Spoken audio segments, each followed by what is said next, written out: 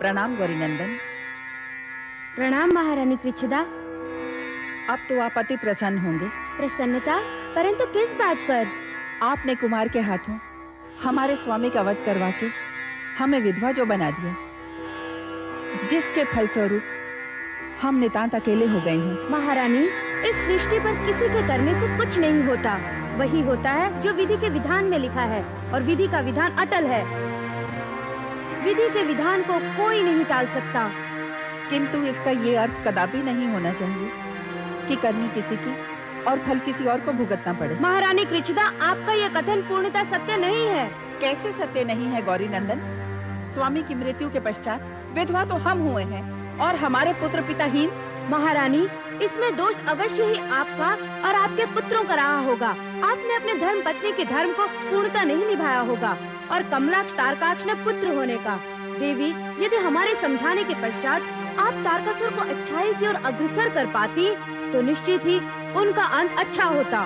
हमने तो पूर्ण प्रयास किया था गौरीनंदन। इसके पश्चात भी स्वामी दैत्य गुरु के कहने में आकर इस प्रकार का कृत्य करते हैं, तो इसमें हमारा क्या दोष? महारानी, इसमें आपका कोई दोष नहीं है।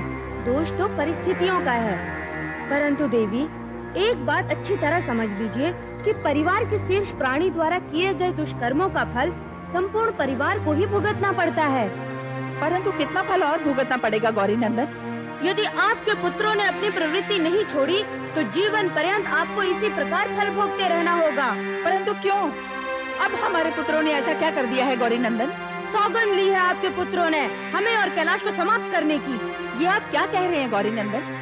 इन परिस्थितियों में हमारे पुत्र ऐसा नहीं कर सकते। आपको अवश्य मिथ्याभास हुआ है।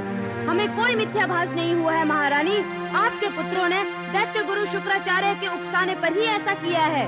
यदि ऐसा है तो अवश्य ही अपने पिता की मृत्यु के पश्चात दैत्य गुरु के उकसाने में उन्होंने ये कार्य किया होगा। कृपया उन्हें क्षमा कर दीजिए गजानन। नहीं महारानी, अब वे क्षमादान की सीमा से बाहर जा चुके हैं, और कैलाश के प्रति ऐसी दुर्भावना रखने वाला प्राणी अधिक समय तक दंडित होने से नहीं बच सकेगा।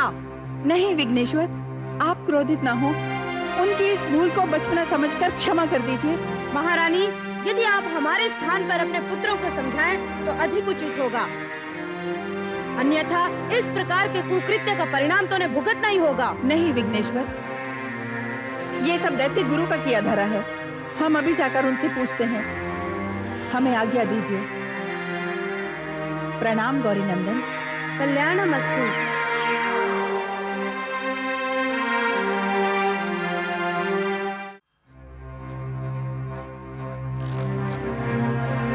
ओम ह्रीं रक्त चामुंडाय कुरु कुरु सर्वजनम में वशमानाय स्वाहा। बंद कीजिए गुरुदेव। माँ रक्त चामुंडा का ये जाप। महारानी कृच्छदा, इस प्रकार यज्ञ में व्यवधान उत्पन्न करने का कारण जान सकते हैं हम? एक माँ को पुत्र विहीन करके आप दूसरी माँ को कैसे प्रसन्न कर सकते हैं? महारानी, ये आप क्या कह रही हैं? हमने आपको पुत्र विहीन किया? हाँ, आपने हमें पुत्र विहीन ही नहीं, हमारे स्वामी को हमसे छीनकर हमें विधवा बना दिया। महारानी, दैत्य गुरु पर इस प्रकार का लांछन लगाकर आप अपनी मर्यादा का उल्लंघन कर रही हैं। हम अपनी मर्यादा का उल्लंघन कर रहे हैं? सारी मर्यादाओं का उल्लंघन तो आप पहले ही कर चुके हैं गुरुदेव। फिर हम कौन सी मर्यादा का उल्लंघन कर रहे हैं? हमने किस मर्यादा का उल्लंघन किया है? आपने गजानन गणेश के आदेशों का उल्लंघन करके भक्त और भगवान की मर्यादाओं की सीमा को लांघकर उनका उल्लंघन किया है। ये जानते हुए भी कि आपके शिष्य कुमार कार्तिकेय से युद्ध करके जीवित नहीं बचेंगे, आपने उन्हें वहाँ भेजा, गुरु और शिष्य की मर्यादाओं को लांघा, और अब आप हमारे पुत्रों को भड़काकर उन्हें मृत्यु के मुख में भेजकर जीवन की समस्त मर्यादाओं को लांघ रहे हैं। यह असत्य है महारानी कि हम आपके पुत्रों को भड़का रहे हैं। ये उतना ही सत्य है जितना कि आपका हमारे स्वामी की मृत्यु के लिए उत्तरदायी होना। महारानी कृच्छदा, आपके क्रोधित होने से सत्य असत्य में नहीं बदल जाएगा गुरुदेव। हमें गजानन गणेश ने सब कुछ स्पष्ट बता दिया है। क्या बता दिया है गजानन गणेश ने? हमने ऐसा कुछ नहीं किया है। क्या आपने हमारे पुत्रों के साथ मिलकर अग्नि के समक्ष ये सौगंध नहीं ली कि आप हमारे स्वामी के वध के प्रतिशोध में कैलाश, गजानन गणेश और कार्तिकेय को समाप्त कर देंगे? क्या इसीलिए मां रक्त चामुंडा का आह्वान नहीं कर रहे थे आप? हाँ महारानी, हाँ। हम इसी प्रयोजन से मां चामुंडा का यज्ञ कर रहे थे।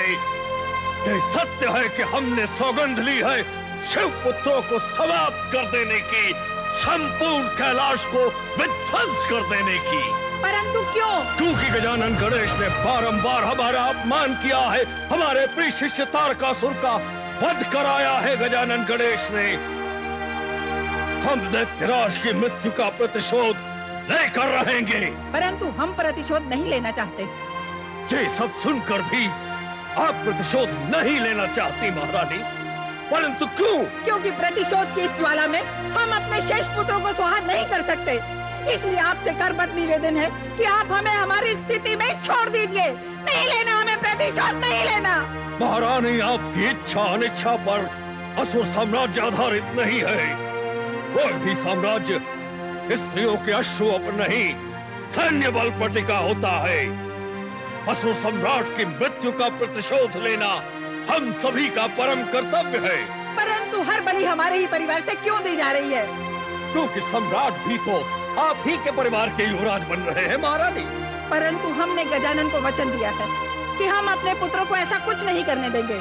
नहीं बनाना हमें अपने युवराज को सम्राट। यह आपके अधिकार क्षेत्र के बाहर है महारानी। किंतु परंतु कुछ नहीं महारानी, आप राजमहल की ओर प्रस्थान करें। यह दैत्य गुरु का आदेश है।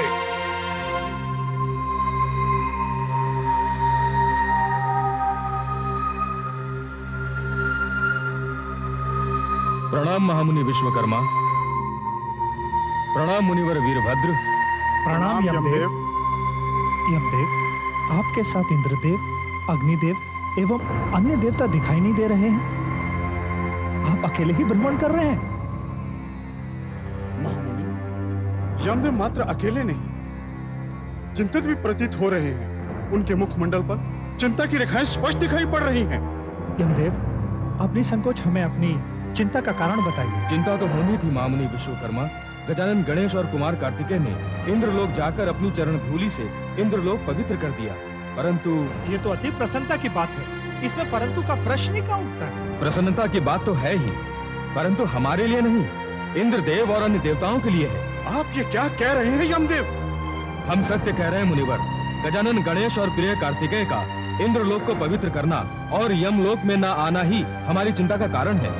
संभवतः यमदेव आपको ज्ञात होगा कि इंद्रलोक की भूमि को तारकाश के शासन ने दूषित कर दिया था। यही कारण था कि इंद्रदेव ने गजानन गणेश एवं प्रिय कार्तिकेय से प्रार्थना की कि उनकी भूमि पर पधार कर उन्हें आशीर्वाद दे और उनकी दूषित भूमि को पवित्र कर दे।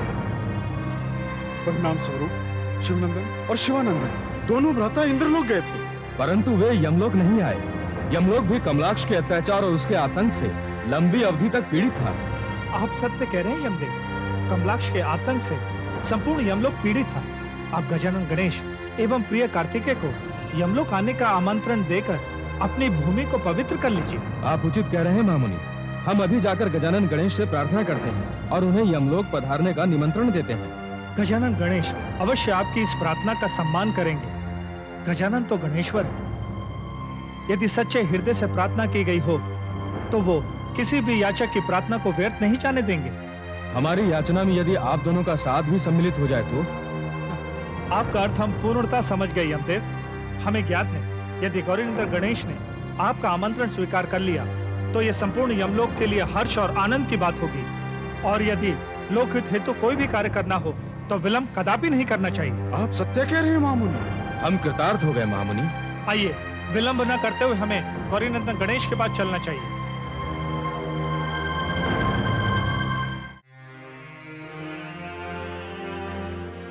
प्रणाम गौरीनंदन। प्रणाम देवतागण। महामुनि विश्वकर्मा, मुनिवर वीरभद्र और यमदेव, आप तीनों को एक साथ अपने समक्ष पाकर हमारी जिज्ञासा बढ़ गई है। हे विघ्नेश्वर, आप तो सर्व ज्ञाता हैं। भला कोई बात आपसे छिप सकती है? हम एक विशेष कामना लेकर आपके समक्ष उपस्थित हुए हैं। हमारी कामना ही हमारी प्रार्थना है गौरीनंदन। यमदेव की इस प्रार्थना को स्वीकार कर हमें कृतार्थ कीजिए गौरीनंदन। ऐसा कौन सा कारण है मुनिवर जिससे आप सभी के मुखमंडल पर चिंता की रेखाएं पड़ गई हैं? आपके चरण धूलि की कामना है गौरीनंदन। जो हमारे यमलोक का शुद्धिकरण कर देगी।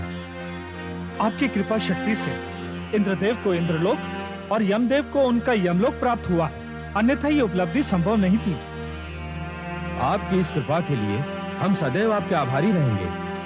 प्रश्न आभार का नहीं है यमदेव, ये तो सृष्टि का नियम है। अनिष्टता पर सदैव ही निष्ठा की विजय होती है। तारकासुर का अत्याचार अपनी सीमा लांघ चुका था। उसका अंत उसके अपने ही कुकर्मों का प्रतिफल था, और उसी प्रकार तारकाक्ष और कमलाक्ष का अत्याचार भी इतना बढ़ गया था कि उन्हें यमलोक और इंद्रलोक छोड़ने पड़े। यमलोक तो कमलाक्ष को छोड़ना ही पड़ा, परंतु उसे वो इतना दूषित कर चुका है कि उसकी शुद्धिकरण करना आवश्यक हो गया है गौरी नंदन। और इस शुद्धिकरण के लिए आपकी कृपा दृष्टि की आवश्यकता है गौरी नंदन। इंद्रलोक आपकी ही कृपा से हर्षित और आनंदित है।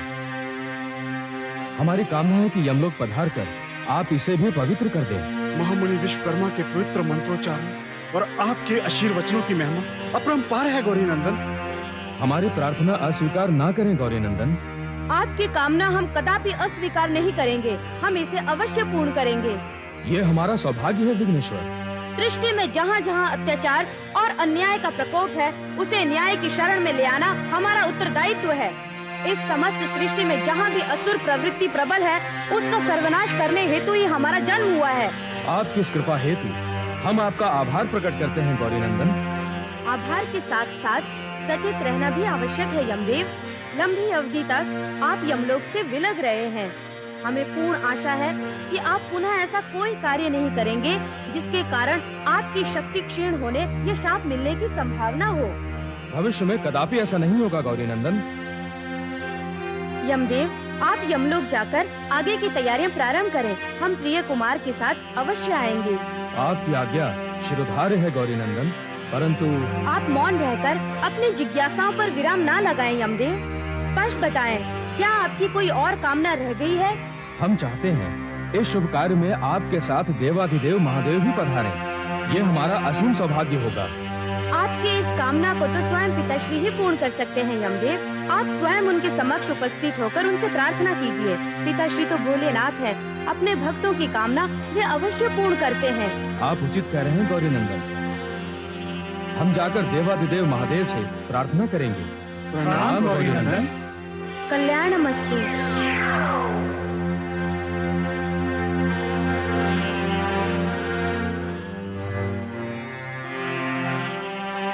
प्रणाम देवाधिदेव महादेव। कल्याणमस्तु। महामुनि विश्वकर्मा, यमदेव, वीरभद्र, आप तीनों को एक साथ देखकर हमें प्रसन्नता के साथ साथ आश्चर्य भी हो रहा है। कैलाश आगमन पर कोई विशेष कारण? आपसे मिलने की इच्छा प्रबल हुई तो हम आपके दर्शन हेतु चले आए देवाधिदेव महादेव। दर्शन के साथ साथ एक अभिलाषा भी है कैलाशपति। अपनी अभिलाषा निसंकोच प्रकट करें यमदेव। आपकी चरण धूलि की अभिलाषा है देवाधिदेव। हम आपका अर्थ नहीं समझे। हे देवाधिदेव, आपकी कृपा से यमलोक पर यमदेव का अधिकार हो चुका है, परंतु ये यमलोक पर जाना नहीं चाहते। आप अपने लोक नहीं जाना चाहते? ये तो आश्चर्य की बात है। हे देवाधिदेव, आप तो सर्वज्ञाता हैं। कमलाक्ष अपने पिताश्री की मृत्यु से भयभीत होकर यमलोक छोड़कर भाग गया है, परंतु वो यमलोक की भूमि को अपवित्र कर गया है और उसकी अपवित्रता हमें शासन करने में बाधित करेगी, अतः हम वहां नहीं जाएंगे। यदि आप यमलोक नहीं जाएंगे तो उस पर शासन कौन करेगा? क्या आप शासन का उत्तरदायित्व किसी और को सौंपना चाहते हैं? नहीं देवाधिदेव, नहीं। हे देवाधिदेव, इंद्रदेव ने अपना शासन कार्य आरंभ करने से पूर्व गजानन गणेश एवं कुमार कार्तिकेय से इंद्रलोक आने की प्रार्थना की थी। दोनों के चरण पड़ते ही दूषित भूमि पवित्र हो गई। यमदेव की भी यही इच्छा है देवाधिदेव। ये चाहते हैं इनकी भूमि पवित्र हो जाए। गजानन गणेश और कुमार कार्तिकेय भी आमंत्रित है देवाधिदेव। ये तो अति प्रसन्नता का विषय है। जहां पुत्र गणेश के पांव पड़े, वो भूमि कभी दूषित हो ही नहीं सकती। पुत्र गणेश का निमंत्रण सर्वोचित निर्णय है। परंतु हमारी कामना है कि आपकी चरण धूलि से हमारा लोक पवित्र हो। हाँ देवाधिदेव, यमदेव की इस हार्दिक प्रार्थना को अस्वीकार न कीजिए। हमारी आपसे ये विनती है। अपना स्नेह और आशीर्वाद देकर हमें कृतार्थ कीजिए देवादिदेव।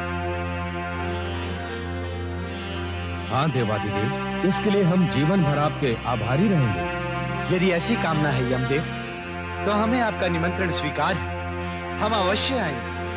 हम धन्य हो गए देवादिदेव, हम धन्य हो गए। हे देवादिदेव, आपने हमारे इस निमंत्रण को सम्मान देकर हमें कृतार्थ कर दिया। हम सब यमलोक में आपकी प्रतीक्षा करेंगे। हे देवादिदेव, हम अभी जाकर ये शुभ समाचार अन्य देवताओं को देते हैं। परंतु अन्य देवतागण कहाँ हैं? एक लंबी अवधि हो गई, इंद्रदेव और अन्य देवताओं की कोई सूचना ही नहीं मिली। इंद्रदेव को जब से इंद्रलोक की पुनः प्राप्ति हो गई है, वे इंद्रलोक में ही अभिभूत रहना चाहते हैं। इंद्रलोक का उत्तरदायित्व इंद्र एवं समस्त देवताओं को इंद्रलोक से बाहर आने ही नहीं देता होगा। संभवतः उनका उत्तरदायित्व उनकी विवशता बन गई हो। विवशता है नहीं, हमने अपने उत्तरदायित्व को विवशता बना दिया है अग्निदेव। आप सत्य कह रहे हैं देवेंद्र। हमें अवश्य इस परिधि से बाहर निकलना चाहिए और अपने मिलन की सीमाओं को और बढ़ाना चाहिए। देवेंद्र, अग्निदेव की बात से हम पूर्णतः सहमत हैं। इंद्रासन की प्राप्ति के पश्चात हम व्यवस्थाओं में इतना व्यस्त हो गए कि देवादिदेव एवं गौरी नंदन के दर्शनार्थ कैलाश भी नहीं जा सके। आप उचित कह रहे हैं कुबेर, हमें अवश्य कैलाश जाना चाहिए, परंतु यमदेव दिखाई नहीं दे रहे। वे कहाँ गए? इंद्रदेव, यमदेव तो उस समय से कुछ शांत दिखाई दे रहे हैं, या समझिए कुछ खिन्न खिन्न से हैं, जब से गौरी नंदन ने आपका राज्याभिषेक किया है। हाँ इंद्रदेव, उसके पश्चात न जाने यमदेव कहाँ चले गए, और राज्य के कार्यभार में व्यस्त होने के कारण हम उन्हें ढूंढ भी नहीं पाए। प्रणाम इंद्रदेव, प्रणाम अग्निदेव, प्रणाम कुबेर। प्रणाम यमदेव। आइए, हम अभी आप ही के विषय में चर्चा कर रहे थे। हमारे विषय में इंद्रदेव? हाँ यमदेव, आप अकस्मात बिना सूचना दिए कहाँ चले गए थे? क्षमा चाहते हैं इंद्रदेव, हम कैलाश पर गए थे, गौरी नंदन के समक्ष। कैलाश पर गौरी नंदन के समक्ष आप अकेले? क्या हमसे कोई भूल हो गई यमदेव, जो आपने हमारे साथ जाना उचित नहीं समझा? नहीं कुबेर, हम तो गजानन और कुमार को आमंत्रित करने गए थे। आमंत्रित करने गए थे? परंतु किस लिए? यमलोक का शुद्धिकरण करने के लिए और उसकी भूमि को पवित्र करने के लिए। तो आप भी इंद्रदेव के समान राज्याभिषेक कराना चाहते हैं? निसंदेह उन्होंने हमारा निमंत्रण स्वीकार भी कर लिया।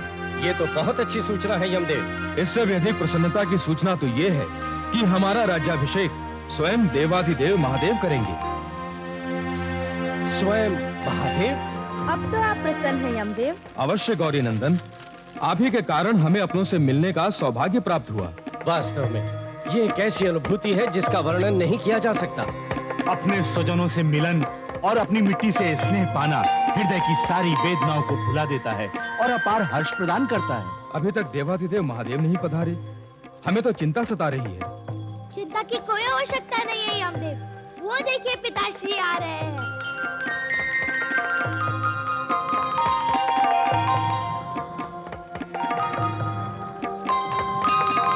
प्रणाम देवाधिदेव, हमारा शत शत नमन स्वीकार करें। कल्याणमस्तु।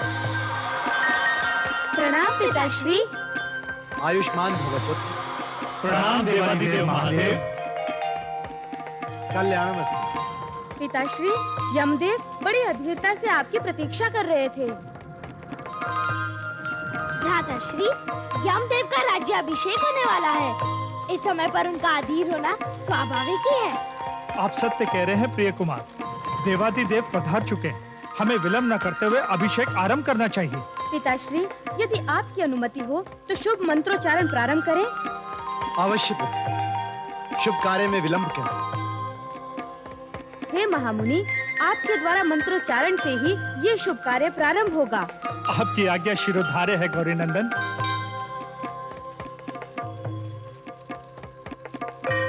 ओम त्र्यंबकम यजामहे सुगंधिम पुष्टिवर्धनम उर्वारुकीमी बंधनात् मृत्यु मोक्षयमामृतात्।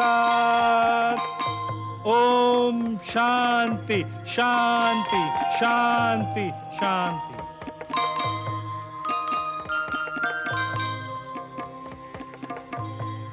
सर्वमंगल हो। हम धन्य हो गए देवाधिदेव, हम धन्य हो गए। यमदेव, आप निर्भय होकर अपने स्वजनों एवं यमलोक वासियों के साथ मिलकर अपना शासन कार्य आरंभ करें। आपके चरणों की धूल के प्रताप से देवाधिदेव शत्रुओं को यमलोक छोड़ना पड़ा। अब शत्रुओं से तो हम सुरक्षित हो गए। बाहर के शत्रु से तो आप सुरक्षित हो गए यमदेव, परंतु अपने भीतर का शत्रु सदैव आक्रमण करता रहता है, उस पर भी आपको विजय प्राप्त करनी होगी। हम आपका अर्थ नहीं समझे गौरी नंदन। बाहर के शत्रुओं से कहीं अधिक भीतर के शत्रु प्राणी को हानि पहुंचाते हैं यमदेव। भीतर के शत्रु बार बार अपना रूप बदलकर आपको दिशा विहीन कर देते हैं। ये कभी अभिमान का रूप लेकर आपको अभिमानी बना देते हैं और परिणाम स्वरूप आपका सर्वनाश हो जाता है। यही शत्रु कभी क्रोध बनकर तो कभी लोभ का रूप धारण करके प्राणी के संपूर्ण गुणों का सर्वनाश कर डालते हैं। पुत्र गणेश उचित कह रहे हैं। ये अब सभी देवताओं का अभिमान और दंभ ही था, जिसके कारण आपको महर्षि दुर्वासा के श्राप का भागी बनना पड़ा और अपने यमलोक से लंबी अवधि के लिए विलग रहना पड़ा। सर्वप्रथम तो आपको अपने भीतर के शत्रुओं पर विजय प्राप्त करनी होगी। आपकी कामना हमारे लिए आदेश है देवाधिदेव। हम अवश्य आपके आदेश का पालन करेंगे। आपके आने का हम पुनः आभार प्रकट करते हैं। हमारा आशीर्वाद सदैव आपके साथ है यमदेव।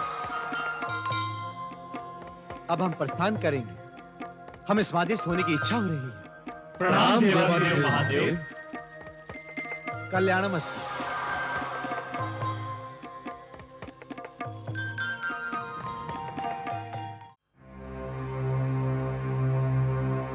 काकाश्री, काकाश्री। पुत्र कमलाक्ष, क्या बात है? तुम इतने अधीर क्यों हो रहे हो? अनर्थ हो गया काकाश्री, अनर्थ हो गया। पुत्र कमलाक्ष, ऐसा क्या अनर्थ घटित हो गया है जिसके कारण तुम इतने अधीर हो उठे हो और इतने आतंकित प्रतीत हो रहे हो? काकाश्री, आतंक और भय का वातावरण तो अब असुर साम्राज्य पर छाने वाला है। ये कैसी अशुभ बातें कर रहे हो पुत्र कमलाक्ष? जो सत्य है वही वर्णन कर रहे हैं काकाश्री। इंद्रलोक पर तो इंद्र ने पहले ही अपना आधिपत्य जमा लिया है और अब यमलोक पर भी यमदेव का अभिषेक संपन्न होने वाला है और उन लोगों का शुद्धिकरण भी हो गया है काकाश्री। शुद्धिकरण? दोनों लोकों का शुद्धिकरण? हाँ काकाश्री, उन लोगों का शुद्धिकरण जिन पर कभी हम असुरों का राज था। अपमान काकाश्री, घोर अपमान। ये सब तुम्हारे समक्ष घटित होता रहा और तुम शांत चित्त मूक दर्शक बने देखते रहे। लज्जा होनी चाहिए तुम्हें। और हम कर भी क्या सकते थे काकाश्री? वहाँ गजमुखी और कुमार के साथ महादेव भी उपस्थित थे। क्या? महादेव ने स्वयं यमदेव का राज्याभिषेक किया? हाँ काकाश्री, यमदेव पुनः यमलोक का शासक बन गया है। पिताश्री की मृत्यु के पश्चात दैत्य साम्राज्य की ऐसी अवनति हो जाएगी, ऐसा हमें आभास ही नहीं था। पुत्र कमलाक्ष, अपने साहस को संजो कर रखना सीखो। यही एक वीर योद्धा की पहचान होती है। तुम दैत्य युवराज हो। संपूर्ण असुरों की मर्यादा का उत्तरदायित्व तुम्हारे हाथों में है। अतः तुम्हारी दृष्टि मात्र यमलोक पे नहीं, अपितु संपूर्ण ब्रह्मांड पर होनी चाहिए। क्या करना चाहिए, क्या नहीं, कुछ समझ नहीं आ रहा काकाश्री। कभी तो क्रोध पर अंकुश लगाना असंभव हो जाता है और कभी पराजय की ग्लानि अपनी ज्वाला में जलाकर राख कर देती है। कमलाक्ष, धैर्य रखो पुत्र। कैसे धैर्य रखूं काकाश्री, कैसे धैर्य रखूं? पिताश्री की मृत्यु का दुख, यमलोक से अपदस्थ होने की वेदना हमारे हृदय को विचलित कर देती है। यदि हृदय विचलित हो उठा है तो ऐसे समय में गुरु ही सर्वश्रेष्ठ मार्गदर्शन दे सकते हैं। पुत्र कमलाक्ष, तुम अभी दिशाहीन हो चुके हो। ऐसे समय में दैत्य गुरु शुक्राचार्य हमारा मार्गदर्शन कर सकते हैं। हमें अविलंब उनके समक्ष उपस्थित होना चाहिए। आओ पुत्र कमलाक्ष, हम उनके पास चलते हैं।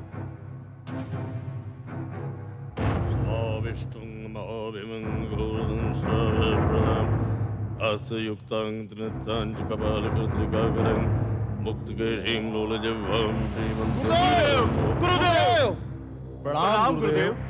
आयुष्मान। ये सब क्या अनर्थ घटित हो रहा है गुरुदेव? बात क्या है कालनी में? तुम इस प्रकार भागते हुए क्यों आ रहे हो? दैत्य गुरु, पुत्र कमलाक्ष ने सूचना दी है कि यमदेव को पुनः यमलोक पर सिंहासन कर दिया गया है। क्या यह सत्य है वत्स कमलाक्ष? हाँ गुरुदेव, ये पूर्णतः सत्य है। यमलोक पर शुद्धिकरण की पूजा करके सिंहासन यमदेव को सौंप दिया गया है। इसका अर्थ ये हुआ कि गजानन गणेश ने पुनः हमारे आत्मसम्मान को ठेस पहुंचाई है, हमारी शक्ति को ललकारा है। नहीं दैत्य गुरु, इस बार सिंहासन पर विराजमान करने का कार्य स्वयं देवादिदेव महादेव ने किया है। कहा महादेव ने स्वयं यमलोक आकर यमदेव को राज्याभिषिक्त किया। हाँ गुरुदेव, और महादेव को यमलोक आने के लिए स्वयं यमदेव ने निमंत्रित किया था। हाँ दैत्य गुरु, कृपया शीघ्र ही कुछ कीजिए, अन्यथा इंद्रलोक एवं यमलोक प्राप्त करने के पश्चात इन देवताओं को उत्साह बढ़ता ही चला जाएगा। हाँ गुरुदेव, हमें इन देवताओं की मूल शक्ति को समाप्त कर देना है, जिसके लिए हम वचनबद्ध हैं। हे मां रच्चा मुंडा, ये कैसी विडंबना है। विडंबना? कैसी विडंबना दैत्य गुरु? यही कि एक और तुम दोनों ने कैलाश का सर्वनाश करने की प्रतिज्ञा की है, और दूसरी ओर तुम्हारी माता श्री महारानी कृच्छदा ने तुम दोनों के ऐसा न करने का गजानन गणेश को वचन दिया है। क्या माता श्री पुनः कैलाश गई थी? हाँ, बस केवल कैलाश गई ही नहीं थी, एक भिक्षुणी की भांति तुम दोनों की प्राण रक्षा की याचना उन्होंने गजानन गणेश से की है, और गणेश ने अत्यंत कुटिलता पूर्वक इस स्थिति का लाभ उठाया है। लाभ उठाया है? ऐसा क्या किया है गजानन गणेश ने महारानी के साथ? गजानन गणेश ने महारानी को हमारे विरुद्ध भड़का दिया है वत्स। उन्होंने महारानी को विश्वास दिला दिया है कि तुम्हारे पिताश्री और भ्राताश्री की मृत्यु के लिए हम उत्तरदायी हैं वत्स, हम। ये आप क्या कह रहे हैं दैत्य गुरु? ये हम नहीं, गजानन गणेश कह रहे हैं वत्स। वो तो यहां तक कह रहे हैं कि उन दोनों की मृत्यु के पश्चात अब हम तुम्हें काल का ग्रास बनाना चाहते हैं। परंतु ये सत्य नहीं है गुरुदेव, ये आप भली भांति जानते हैं। ये सत्य नहीं है वत्स, ये तो केवल हम और तुम जानते हैं। महारानी कृच्छदा तो वही समझना चाहती हैं जो गजानन गणेश उन्हें समझा रहे हैं। क्या पुत्र तारकाक्ष को इस बात की जानकारी है गुरुदेव? नहीं वत्स, हमें लगता है महारानी सीधे कैलाश से आ रही थी। पुत्र तारकाक्ष को यह सूचना मिलने पर वो भी अवश्य ही क्रोधित होगा गुरुदेव। हम ये नहीं समझ पाते कि जब तुम दोनों भली भांति जानते हो कि महारानी गजानन गणेश की पक्षधर हैं, तो उन्हें कैलाश पर जाने का अवसर ही क्यों देते हो? महारानी को क्या प्राप्त होता है कैलाश पर? ऐसा क्या है इस सृष्टि में जो हम महारानी की सेवा में प्रस्तुत नहीं कर सकते? शांत हो जाइए दैत्य गुरु, शांत हो जाइए। भविष्य में ऐसी भूल दोहराई नहीं जाएगी, हम ये वचन देते हैं। और हम अभी जाकर माता श्री से पूछते हैं कि उनके इस प्रकार के व्यवहार का कारण क्या है। हमें शांत होने के लिए कठोर साधना की आवश्यकता है वत्स। हम उस हेतु अभी प्रस्थान करेंगे। प्रणाम गुरुदेव। कल्याण वस्तु।